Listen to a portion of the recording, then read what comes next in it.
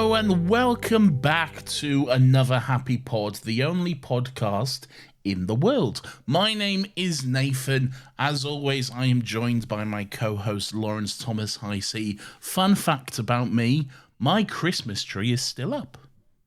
What? Really? Yeah. Nathan, the time of recording is 2nd of March. Yep.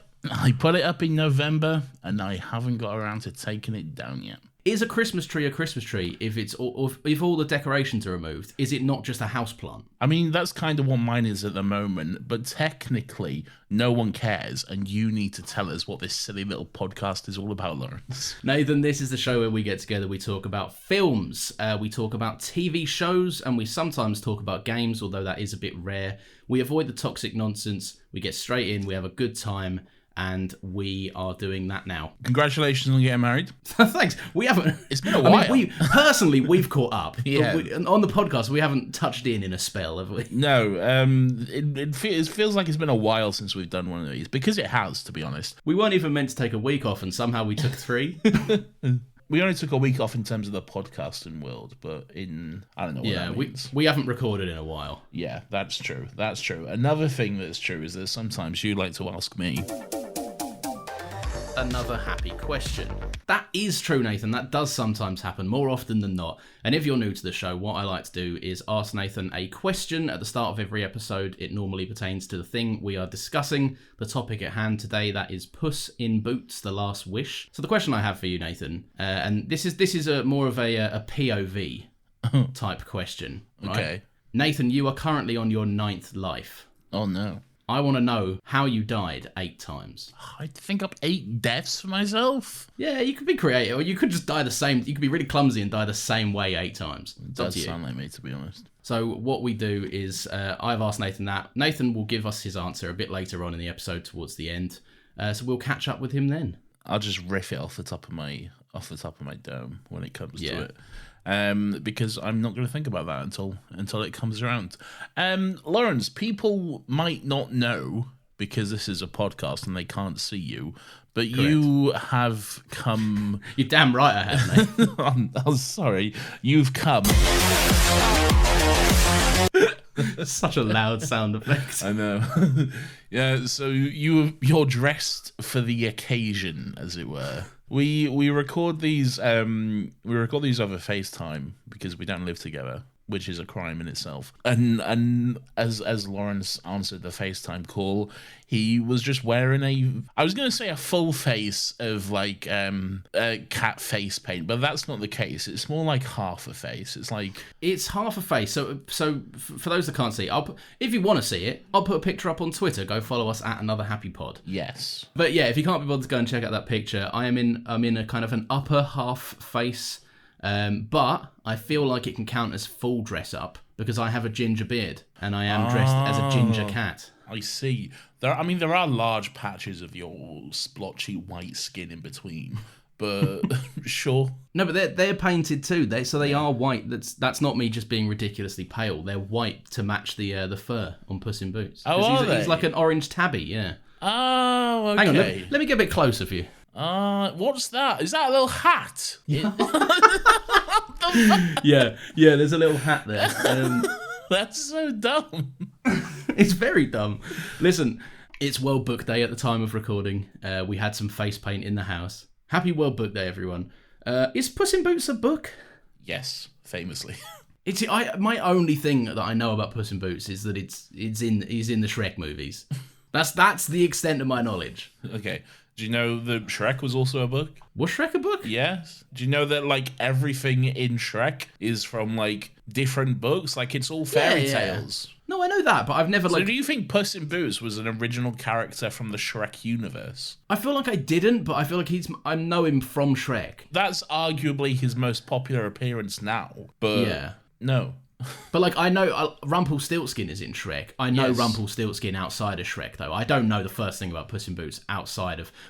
Is he Antonio Banderas? Just, like... Well, no, he's obviously not Antonio Banderas, because Antonio Is this a faithful Banderas, adaptation? I mean, I've never read or know the original Tales of Puss in Boots, so I couldn't. So there you go. You're spouting off all your culture nonsense. No, you don't know anything about Puss in Boots. No, you thought Puss in Boots was an original character from the Shrek universe. So don't start getting high and mighty with me. If you recall, Nathan, I only asked you the question. So actually, I was hoping you'd explain it for all the listeners at home that don't know. That's not true. I'm very much in the know. Ah, are you?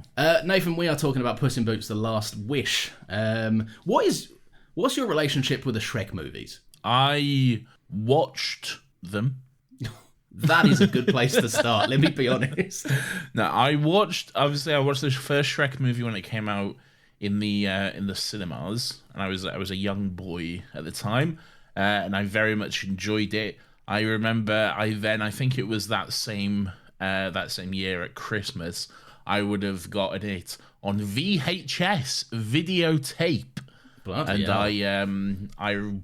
I remember very specifically that literally every fucking night I would go to bed and I would watch Shrek on my little video TV player in my room. And yes, I obviously saw the sequels and enjoyed them, and then got older and then didn't really watch them again, and then here we are.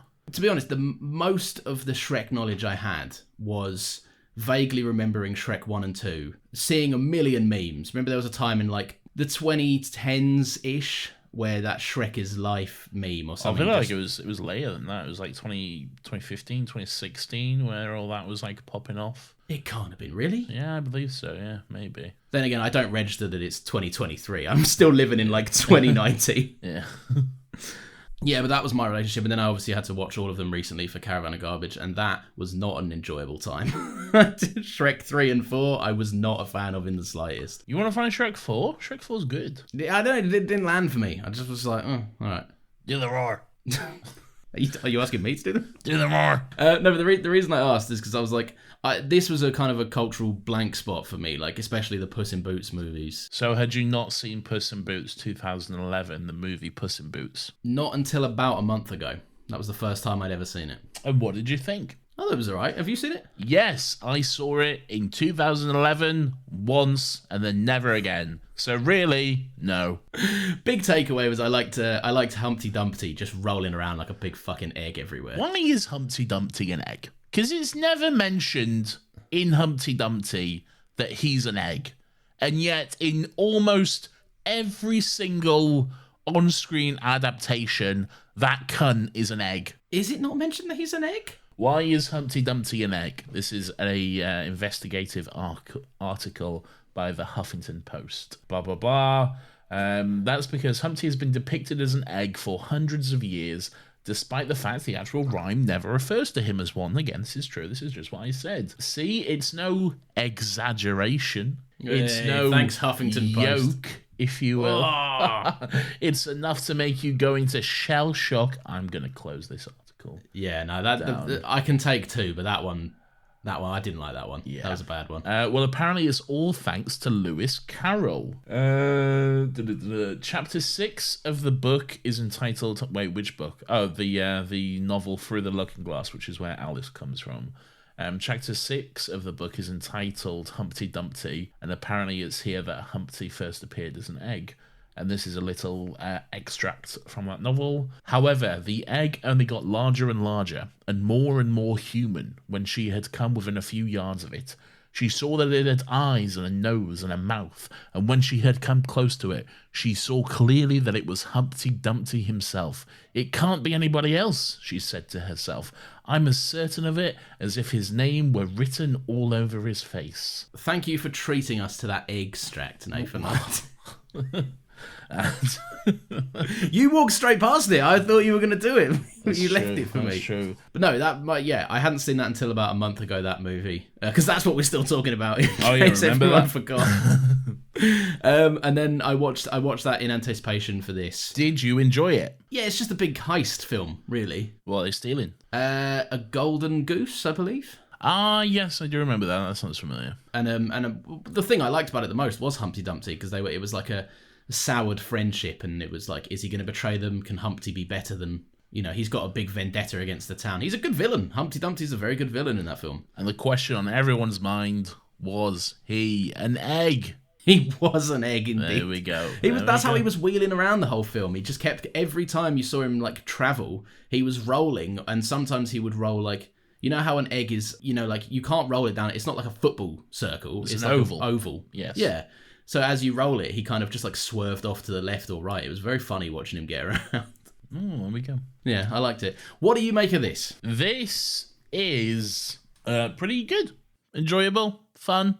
Had a good time. Can't complain. No thoughts busting to get out, you know? It's yeah. I didn't think it was amazing. Like, for the past few months or whatever, I've heard like this movie is amazing and it's great and it's like one of the best animated movies of all time. And I don't think that's the case. It's pretty good. It's enjoyable, and there's definitely a lot of fun and good moments and some emotional beats to be had with it.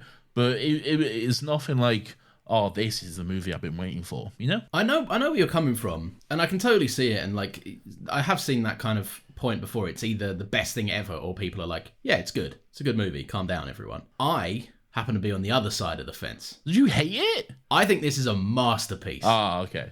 I love this movie a lot. Like, genuinely, like, for what it is, which is a parody of a character Antonio Banderas has already played. Yes. And a sequel to a 2011 spin-off movie from the Shrek franchise. Yes. I think it has no right being as good as it is. And I think this is a really, really interesting movie from an animation standpoint. Because okay, so I have some things to say about this thing as well. But please make your initial thesis statement, if you will. So animation it's always a sore subject a lot of the time when it comes to like Hollywood executives. They're always like, oh, it's for children and children only. And then the online community that like animation comes back and they're like, actually, it's for all ages and it's also a valid medium to tell stories. Case in point, Guillermo del Toro's Pinocchio and etc. etc. Haven't seen it. Sure, it's great. I'm sure it's amazing as well. I also haven't seen it. But no, what I think this does really nicely, and I think Into the Spider-Verse laid the groundwork for it,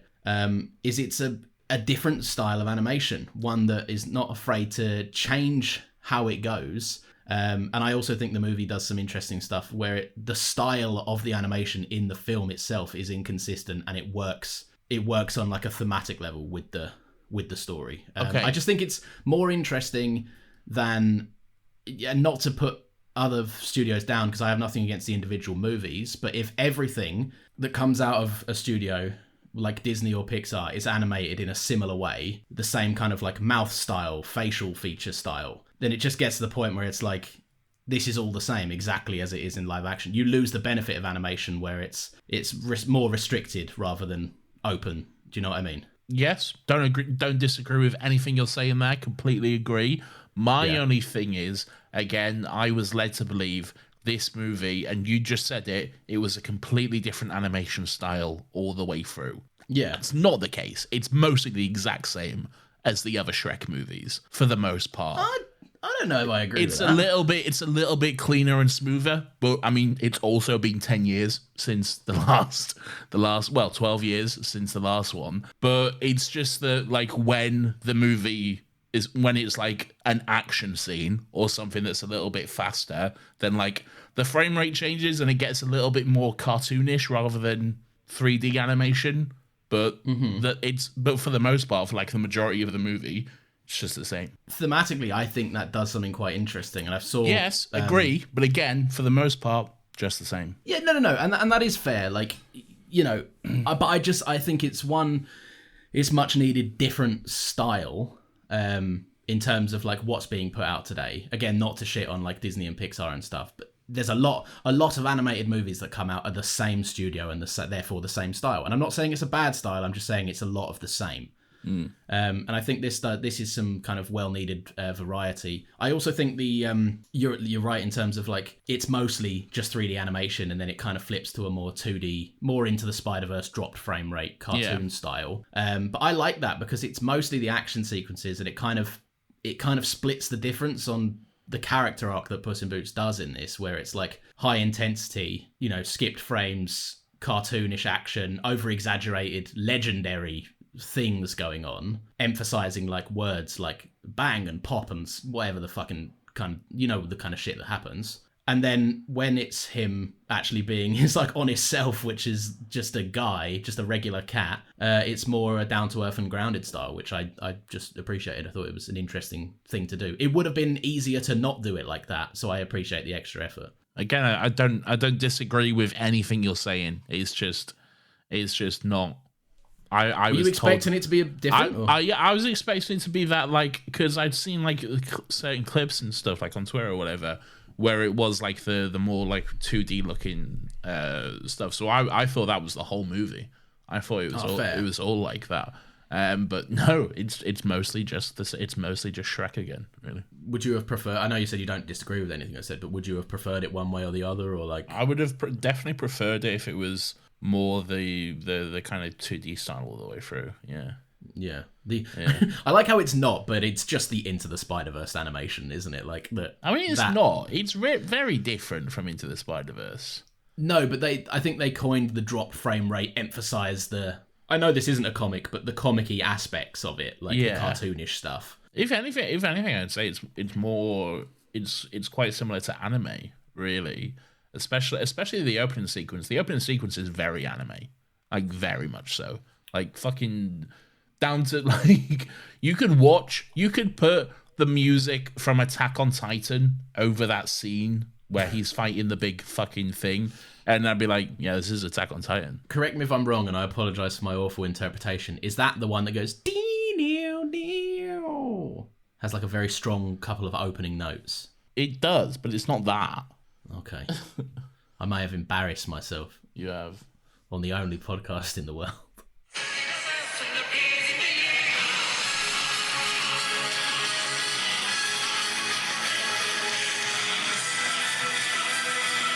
Yeah, one more. One I'm thinking of.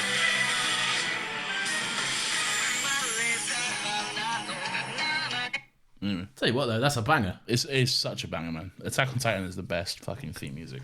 Oh, I'm not. I haven't seen. I think the only anime I've actually seen is when we did Your Name. So I'm not too clued up on it, but that's cool. I just think famously it's interesting. You hate anime and everyone from Japan, so you refuse to watch anime.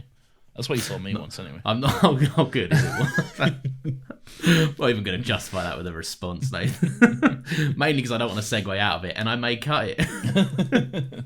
There's not a lot to it, really. Like, and I mean, I don't mean that in terms of like depth or anything like that, because there's a little bit there.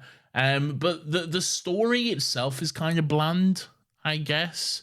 It's very like kind of bog standard, really. It's like as I'm saying it, I'm like, that's not necessarily a bad thing, but I don't know. But like, it's just like they took just like a very simple concept. It's basically just a fetch quest. The whole movie is just a fetch quest, really. And then they just like wrote everything else around it. And that's not a bad thing. Like, you can do amazing stuff with that. It's just I don't know. I kind of was expecting more from it, really. I guess I had too high hopes or whatever, but I shouldn't say there was nothing. But there wasn't a lot about this movie that really grabbed me. I don't know. I feel like what I came to this movie for, to be honest, I went to go see it on my birthday, and I was like, happy birthday. Thanks, man. It was a month ago. Yeah. No, I went to go see it for my birthday because it was one of the only movies that was actually out, and I just wanted to go to the cinema.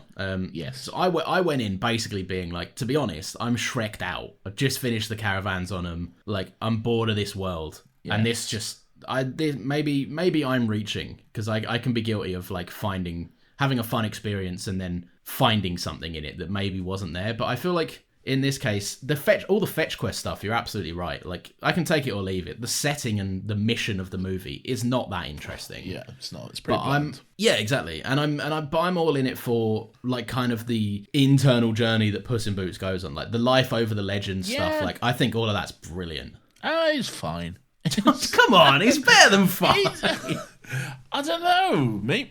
I don't know. Like, I get what you're saying, and to a point, I agree. But again, there was like, maybe I don't know. I feel like I expected it or something, like, because there was nothing like I was like, wow, that's really profound. Like, wow, that's right.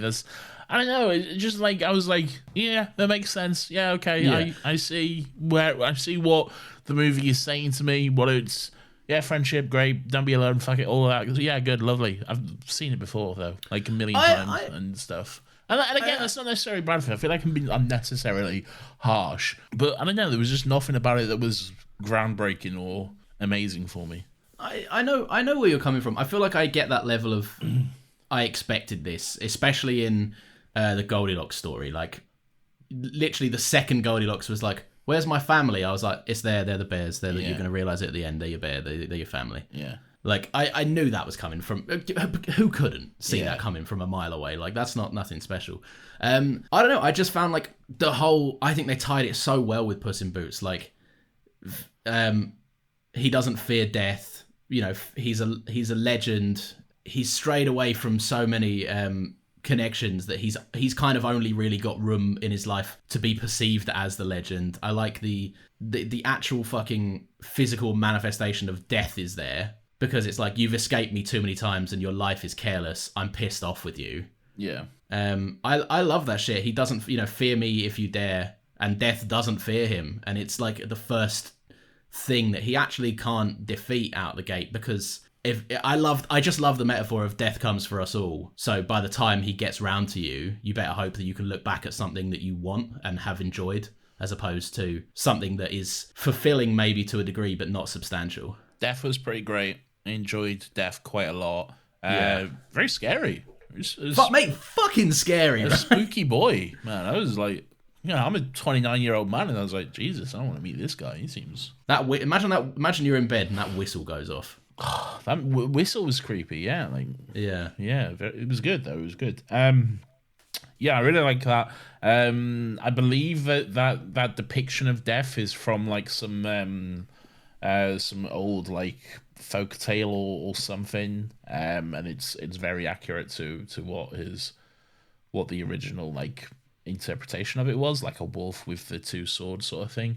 But yeah, it's great. It was really good. I like that like first fight where like he initially cuts Puss in Boots' head and he's like, oh fuck, this is new. I don't like this. Like, what's going on here? Yeah, no, I agree. It's the especially because I think the movie knew exactly what it was doing, because we've just seen Puss in Boots fight like a fucking 3-story sized monster, a titan. Yeah, yeah, and he can't even take down a little wolf. Yeah. Like, well, he's not a little wolf. He's a big guy. He's a big guy, but like, especially compared to Puss. Yeah, but compared to the skyscraper he just scrapped with, yeah, like it's nothing. It should be in his wheelhouse, is what I'm saying. Yeah, that's true. Yeah, I liked it a lot. I think I don't want to. We're jumping around all over the shop here, but I like while we're talking about Puss's kind of journey. I love the fact that he doesn't actually defeat death. He just has grown so much as. I admire the choice that death in the end backs down. Yes, because it doesn't. It's not a vicious, vindictive like hatred. He's not. Death isn't the nemesis of Puss in Boots, for fuck's sake. Like, it's just that Puss in Boots didn't respect death. Yeah. And he didn't even view it as a possibility. So death came out of the woodwork and was like, no, I'm fucking real. Yeah. And one day I'm going to fucking get you. And then at the end, Puss in Boots operates beyond it just because naturally he's grown over the course of the movie to the point where death's beef with Puss in Boots is no longer justified. Yeah. I don't know. I like all of that. What do you make? What do you make of? We've mentioned Goldilocks. What do you make of all the other characters? Because there's a whole bunch in this. Well, I was gonna say that before this, I was just pulling up the cast list just to take a look, and then you forbade me from looking any further. So yeah, why? Did you have a moment where you questioned who the voice actor of the cricket thing was? No, I genuinely have not looked who the voice actor of the cricket of Jim. I believe it's Jiminy Cricket because he's in Pinocchio, and I was like, this cunt sounds familiar, and then I was like, oh, I know exactly. Well, I don't know if it is, but I was like, this is the exact same voice that this cunt used when he was doing a sex scene in New Girl, and he was like, oh, you're looking very naughty. Oh. Do you want me to blow your mind? Yeah, go on. It's not. Oh no! I know. Who is it? I turned around. I turned around in the cinema and I was like, "That's gotta be him. That's Justin Long. It's gotta be fucking Justin Long." Like, there's no chance it's not. It's no one. Like, that's really rude to the guy. Oh, no. No, but he's like a relatively unknown name, to at least in the circles of stuff that I've seen. Ethical Bug, is that it? I think so. Kevin McCann. Oh, yeah, this is just the voice actor. There was a Surf's Up 2? We're learning all sorts today, aren't we? Right, though? Yeah, I 100% thought that was Justin Long. Yeah. I mean, to be fair, Justin Long is doing, like, in that scene in New Girl, though, Justin Long is doing, like, he didn't come up with that voice. Like, that's, like, someone else who initially did that voice, like, years back or whatever. Like, some other old Hollywood actor or whatever. But it's an impression. It's an impression of someone that us cool folk don't know. Yeah, that's true. But we recognise it as the Justin Long sex scene with Jessica Day in New Girl voice. It's the guy who had sex in New Girl. So. Oh, naughty! Look at my caboose.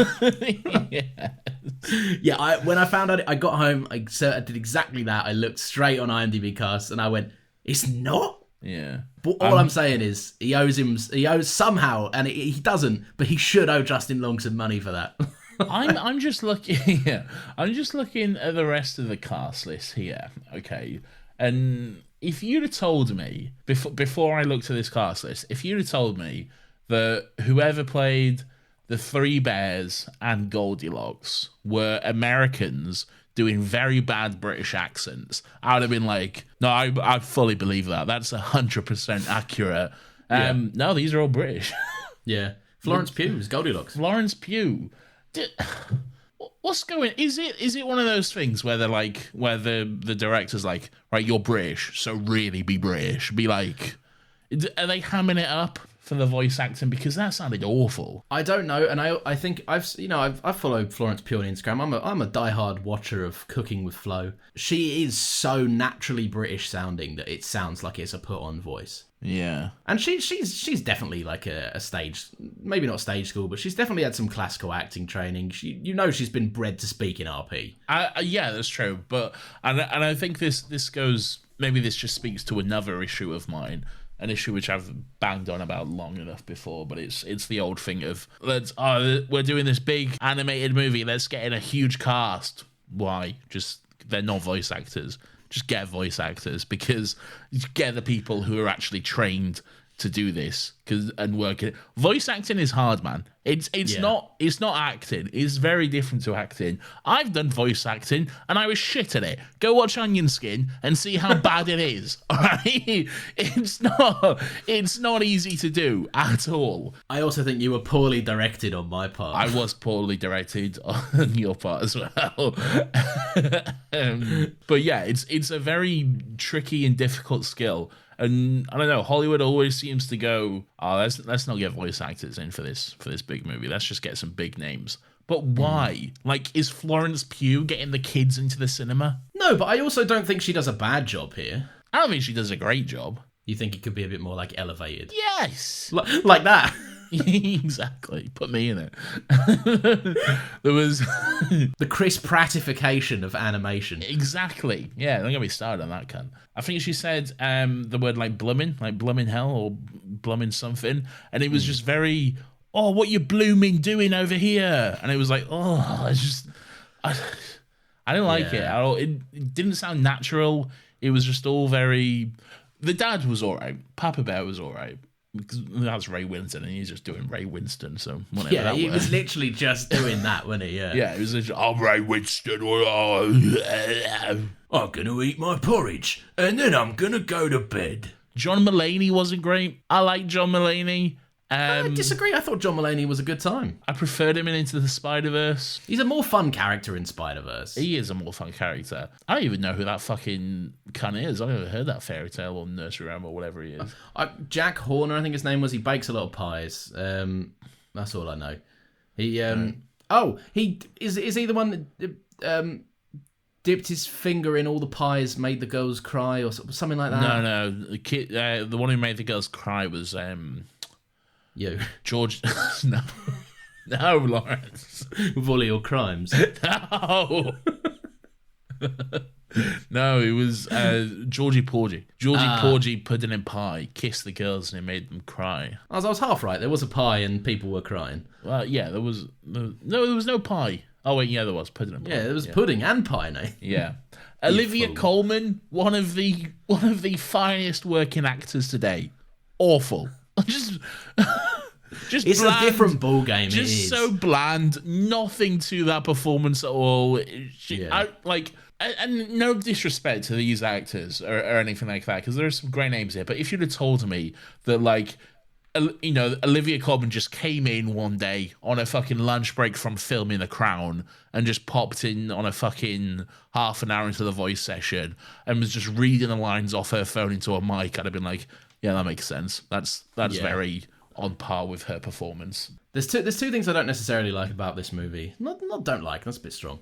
The first one is, to speak to your point, I don't think for all the favors I think this movie does animation, thematically working in an animation change into the story, being, like I said, kind of the much needed variety in just the pool of animation in its current state. Yes. How it's currently being kind of used in the industry. Yes. I think it's let down by the lack of variety in vocal performance. I don't think the bombastic sequences are being met with the same bombastic, out-of-this-world voices that you'd expect. And I don't need anything, like, insane, just a bit more high intensity. That being said, everything I've just said does not apply to Antonio Banderas. But he is a voice actor, though. Killing it. Phenomenal. He is. Yeah. Is he a voice actor, or does he just voice Puss in Boots? So I'm pretty sure he just voices Puss in Boots, but when I did the Caravans, it was in one of the Green Trivia segments. He voices Puss in Boots in like fucking 8 languages. Oh yeah, he does, doesn't he? He does it for all the for the thingy languages. Yeah. Yeah, he's insanely talented. He's not a voice actor traditionally, to my knowledge. But he's earned his spot where he is. He is great, though. He kills it. The other thing that I don't necessarily like, I'm curious if you felt the same. I think the section where where Puss in Boots gets so scared of death, he goes and retires, hangs up his boots and becomes a lap cat. Yeah. Fucking grinds the movie to a halt for me. I don't need that. When's this set? What's going on? This is after the Shrek movies. Yeah, but like, when is the Shrek universe set? Because I don't understand. What year is it? There's a health department in the works. This woman is from like 2014 or whatever, but then it's clearly like fucking 1536 or no.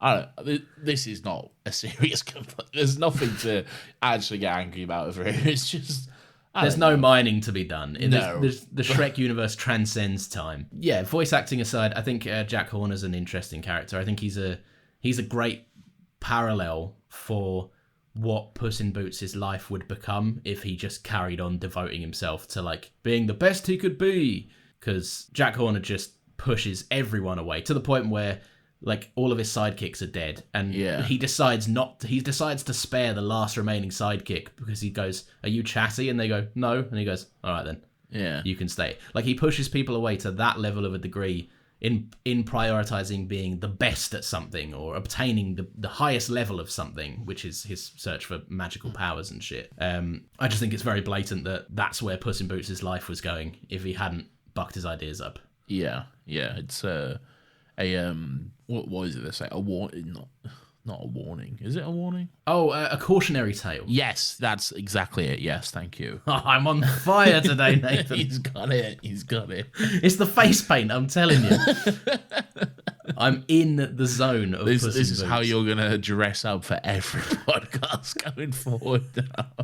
Not even just character specific. I will be Puss in Boots for every podcast going forward. He simply cannot perform unless he's painted up as Puss in Boots. Today we're talking about, I don't know, what's that really sad Holocaust movie? The Boy in the Striped Pajamas, and I've just got a face like this. Lovely. Anyway, great. Well, 7 out of 10. We don't remember this yet. Hang on, let me look through my notes, see if I've got anything. All right. Couple of honourable mentions. I like that he, at the end, at the beginning fight, like you said, very anime. He's fighting for glory. I love the contrast between the opening fight, where he comes back for an encore and he actually dies because of his own ego, because he gets crushed by the clock tower. Yeah. I love how that contrasts with at the end. He's not fighting for glory anymore. He's fighting to... it sounds hyperbolic and everything, but he's fighting quite literally for his life. He's on his last one. Yeah. And now his life means something. He's being careful. Like, he's on the defensive. He's not being ridiculous. It's not heightened. I love the contrast. I think that's really interesting. Yeah. Yeah, and overall, I just think that I really, really enjoy the message of, like, what's the saying? Like, you can have, like, I mean, this is not a saying, but, like, having 8 lives of nothing doesn't hold a candle to having one that means something. I really, really liked it. Really liked it. Oh, Lawrence has got a new favourite movie.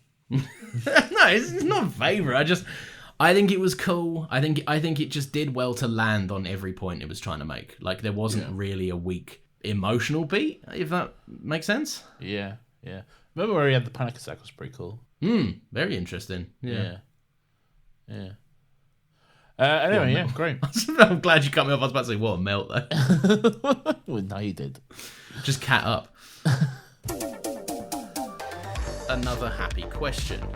If you have skipped the opening of the podcast, what I do is I ask Nathan a question at the start of every podcast about the topic at hand. Today was obviously Puss in Boots: The Last Wish, and so I asked Nathan to put himself in the mindset of Puss in Boots. Not necessarily, but in the same predicament.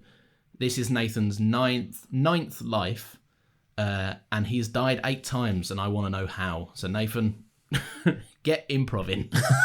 That's exactly what's going to happen. All right, number 1, great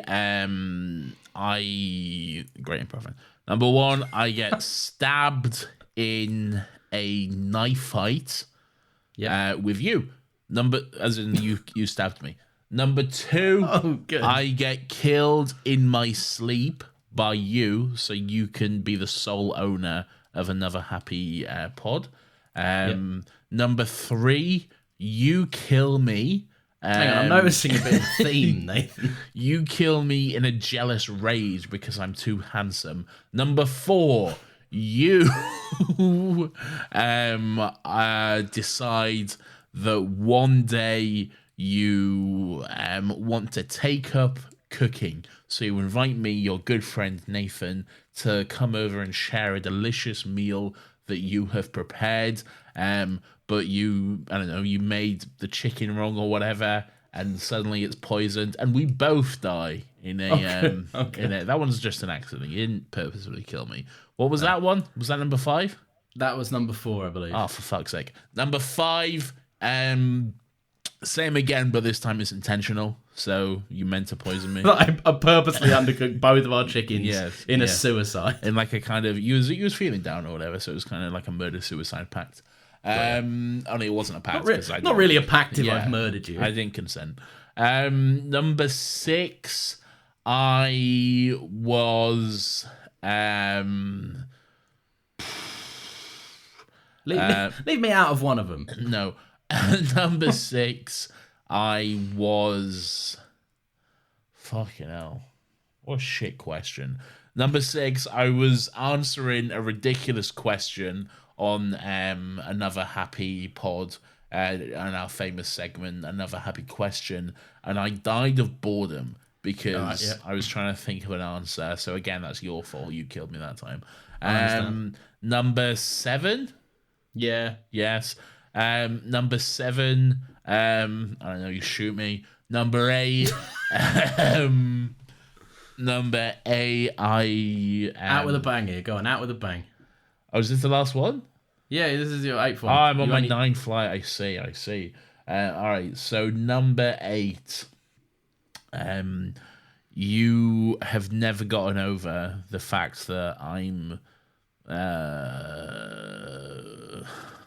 funnier than you, and I'm a better writer than you, and I'm sick at riffs, and it's always eaten away at you. So you take your time and plot my murder over years and years. You have a profound plan in place, and then you just, I don't know, shoot me again or whatever. I love how I said go out with a bang. So you just talked for longer and I still ended up shooting you. Did I explain any of this to you? Did I monologue? Maybe. I don't know. You're dead anyway. Who cares? I'm dead. And I'm glad to be dead. We are at Another Happy Pod. We are also on TikTok. Thinking of bringing them back because I've learned how to auto-generate captions. All right, well, you do it because I'm not. Yeah, don't hold me to it. I'll consider it. If you want to do our TikToks, let us know. You can do it. We won't pay you, but you can do it. No, it's not a paid opportunity, I'm afraid.